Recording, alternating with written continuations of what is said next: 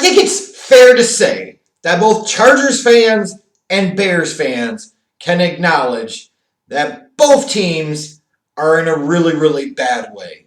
And this Sunday's game truly represents a lose and it's over type of situation.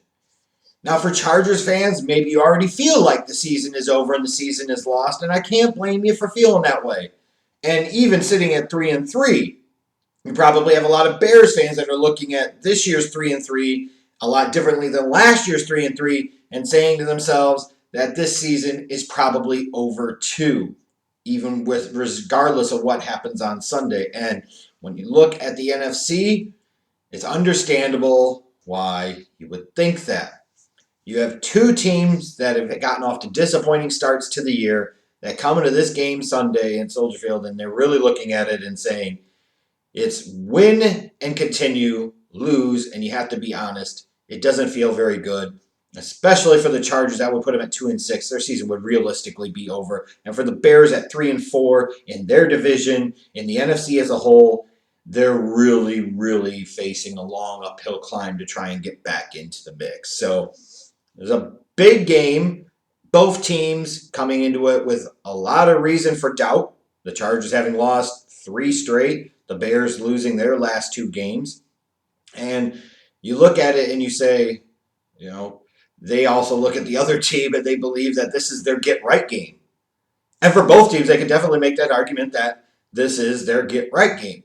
And I will at least say from the Chargers standpoint is, they're 2-5. And they've lost 3 in a row. And if you're somebody like Chase Oliver or so many others, you probably have a firm belief that this season is over. And you're right to think so because it is. But not everything is bad in the sense of all 5 of the Chargers' losses have come by 7 points or less, and that is even with the fact of all the injuries that, what a surprise, the Chargers again are dealing with. And Melvin Gordon coming back, and a few weeks in, he has made absolutely no impact whatsoever.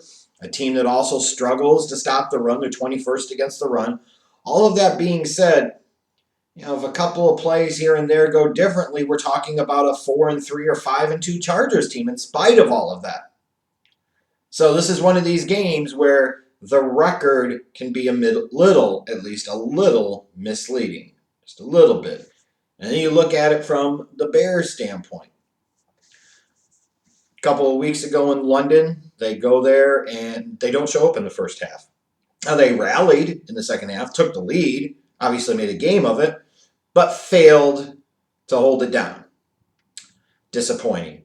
And you get last week's game against the Saints. And the offense just non-existent.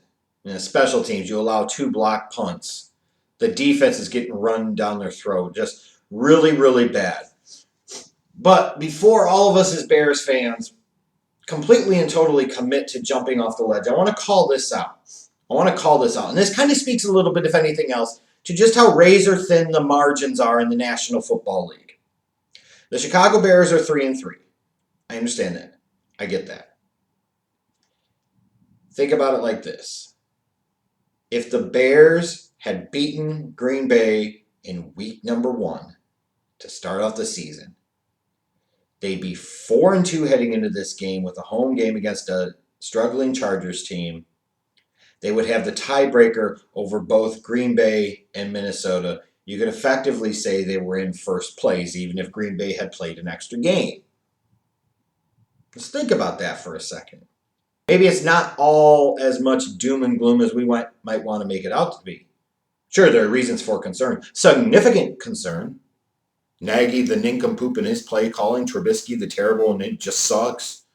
Bears fans that are waiting for Trubisky to ball. When is that ever going to happen? And even if it does for one game, that doesn't mean that anything is right or anything is fixed.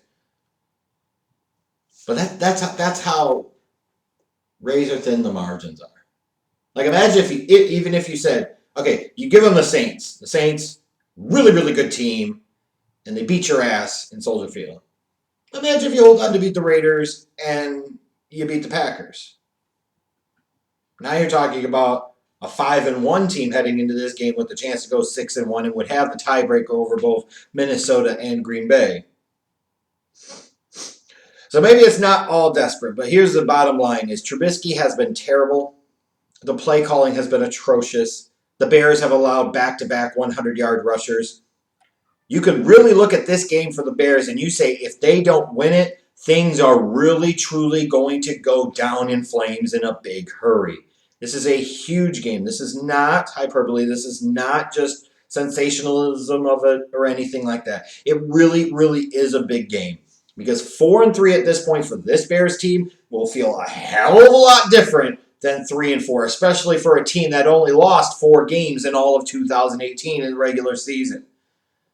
So they've got to figure out a way to get this done. When you look at the keys of the game, I'll start it with the Chargers. Melvin Gordon's got to do something. I know you got Austin Eckler, and he does a lot as a receiver out of the backfield, but Melvin Gordon's supposed to be the dude.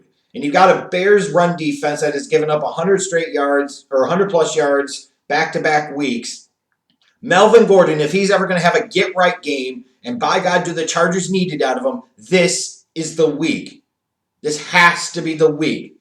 Because if it's not, then you might as well trade him away for peanuts and officially move the hell on. Like, this is a chance for Melvin Gordon to come back and take back the reins of that running back position for the Chargers. Hunter Henry needs to have a really big day. When you look at the fact that Keenan Allen might not play, Rivers is going to have to throw to somebody other than Eckler out of the backfield. So you got to look to Hunter Henry, who's had a couple of nice games in a row. He's going to really need to have a nice day on Sunday against this Bears defense. And Joey Bosa on the defensive side of the ball has to dominate this game. He absolutely has to dominate this game. Especially when you talk about, will Melvin Ingram play or not? And even if he does, is he going to be effective? And if he doesn't, then you're really going to need Joey Bosa to play big. They need him to play like a former top 3 pick. He's having a good year. They need him to have a great game on Sunday. For the Bears, you look at it and you say, Allen Robinson has to figure out a way to take over this game offensively. Like, it's hard when you look at the Chargers and you look at the stats and the numbers and you say, well, they're not that horrible against the run, even though they're 21st, but they haven't been getting shredded every single week. And you look at the passing game, it's not like teams are just throwing all over the place on them, but some of the bigger number 1 profile outside wide receivers have had some success against them. Allen Robinson is the Bears' best player on offense. And this is the type of game, at this type of moment, in this situation, at this point in the season, where you need your marquee A-list players to make big-time plays. As much as anything else, this needs to be the goddamn Allen Robinson game today. The Bears' run defense has to tighten up. You can't sit there and go into this game against this Chargers team that has struggled to run the ball effectively and consistently and let Melvin Gordon get off for 100-plus yards or let him and Eckler combine to have a really big productive day on the ground.